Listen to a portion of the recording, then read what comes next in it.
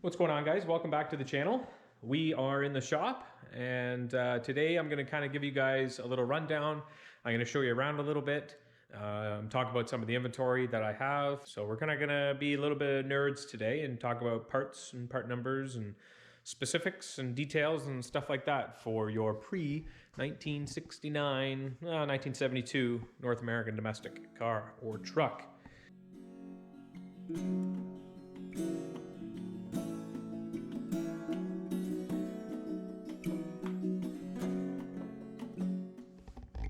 Yeah, so all these cabinets are full of lots of different things. They're full of ignition parts, so points and condensers, headlight horn relay, headlight relay, ignition switch.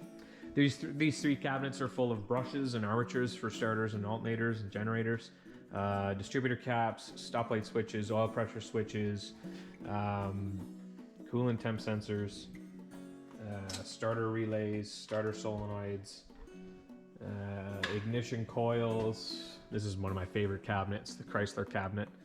This one's got cool heater switches, headlight switches, dimmer switches. I got a lot of dimmer switches. Carb kits, which I sold a lot of Holly ones in a job lot. Distributor caps in these two cabinets. Rotors, distributor caps, caps and rotors, temperature sensors, dimmer switches, rotors, ignition modules, voltage regulators, neutral safety switches, rotors. This cabinet is a good one. It has vacuum control units in it. So your vacuum advance on your older cars your timing advance was controlled by a little vacuum diaphragm, and you know, I check all the diaphragms in these before I sell them, and they're all good. But yeah, we got lots for flathead Fords, early Y-block Fords, Dodge flat 6 and flat 8 engines, small block Chevy stuff, early small block Chevy stuff.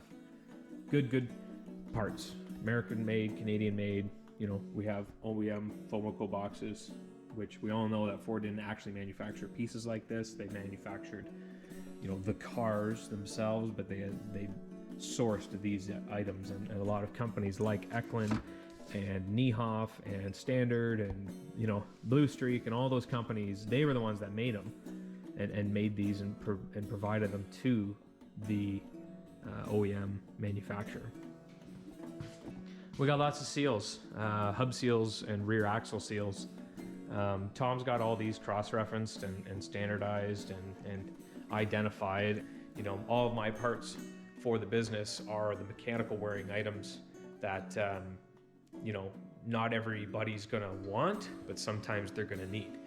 And when I say I have something for probably everybody's car, I definitely do.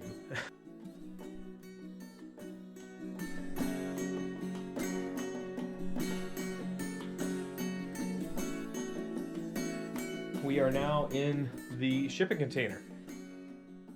Got lots of oil pumps, lots of motor mounts and tranny mounts. We got hanger bearings, more motor mounts and tranny mounts. I'm gonna spend a lot of time in this shipping container this spring, and we're gonna get it really organized. Release bearings, clutch bearings, pilot bearings, wheel bearings, rear axle bearings, front wheel bearings, inner and outers. I've sold lots of these. Guys, bearings, as you know, if you're a real car guy and you've owned a vehicle long enough, or if you've restored a decent quality driver that's got, you know, a fair amount of mileage on it, you know how important it is to find the proper wheel bearings. Shackle kits, I don't advertise that I have them because they're far from organized and ID'd. Again, it's one of those things I need to spend some time on. U-joints, same story. Parking brake cables, same story. Master cylinders I've dived into a little bit because I get requests for masters frequently. Wheel cylinders, they're tricky, but I have managed to put some kits together for guys, and I do have some aftermarket last run CarQuest ones that aren't available. They're not making them anymore. They might have them in stock in a couple stores, but they're definitely not making them anymore. And then all this stuff piled up everywhere, as you can see, are brake shoes. A lot of the shoes are good quality shoes. I I sold lots of shoes and I haven't had an issue with any of them. In fact, some of the feedback I've gotten from guys about shoes are that they're the best fitting shoes they've ever put on their car or a car. So that's always good feedback to get, and that's what you get with Made in USA stuff.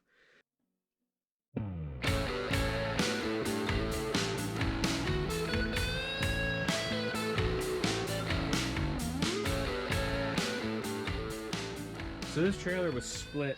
A lot of the inventory in here came from the shop down on Ontario Street back in Guelph, and probably, I don't know, maybe a third of it came from the house.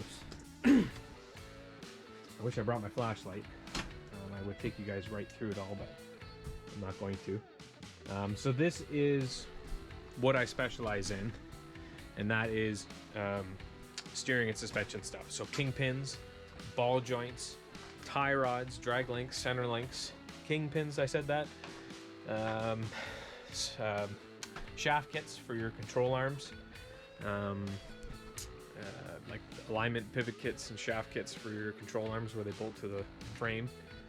And yeah, control arm bushings and stuff like that. But I don't have everything, but I do have a lot of stuff. So, but a lot of this, I would say 75-85% of this stuff was made in USA. Another inventory that Tom's got is like mechanical wearing stuff. So this is just like bonus items that he had for cars that he owned. Like those are for 53, 54 Chevy car. So a lot of starters, generators, fuel pumps, master cylinders, water pumps. It's a mess in here. Master cylinders, I got boxes and boxes of master cylinders I haven't ID'd yet. All really good quality, like, you know, remanufactured stuff, remanufactured in North America, or some of the stuff was remanufactured in like London, Ontario, or Woodstock. I know a lot of the generators were redone down in the London area. You know, steering wheels that he ripped out of cars probably that he scrapped, and headlight buckets. These are all new. There's a lot of those. I'd have to inventory a lot of them. And then we get into a lot of these nice early 60s, mid 60s Ford boxes. And he's got a lot of stuff for the older stuff too. So we got B7A, so that's either 57 Ford or that's 57 Ford full size, in my opinion. And then it's a C1TB, so it could be 57 to 61 Ford car. Water pumps. I got lots of water pumps. Some good V8 water pumps. I've sold lots of V8 water pumps already. I have lots of 6-cylinder water pumps that seem to be somewhat popular as well. More steering wheels and stuff that we just found laying around. And then just tons of run-of-the-mill weird shit. I don't even know. I can't remember. Well, and I do remember there's probably at least 1,000 or so fuel pumps up front, and a lot of them are dual action as well. So, okay, guys, we're in the last trailer here, and this is just the remaining steering suspension stuff. So you're seeing a lot of those move boxes from the 60s in here. There's a lot of pitman arms and a lot of idler arms in here, and I've started inventorying them. So when there's a big red check mark on the box, that means it's on the website, 360s.com. Idler arms, pitman arms, and control arms. I have some Mustang control arms and stuff in here, so those are actually, get those on the website next. We have all these Accelerator pedals on the website. Pretty reasonably priced as well, in my opinion. I think the most expensive one's like 40 bucks. Okay guys, well that's it for showing you around. I really appreciate if you've made it this far in the video. You can check out the description below for the links to the website, as well as links to my social media pages on Facebook and Instagram. I'm going inside to have some lunch and warm up. Anyways guys, that's it for now. Take care.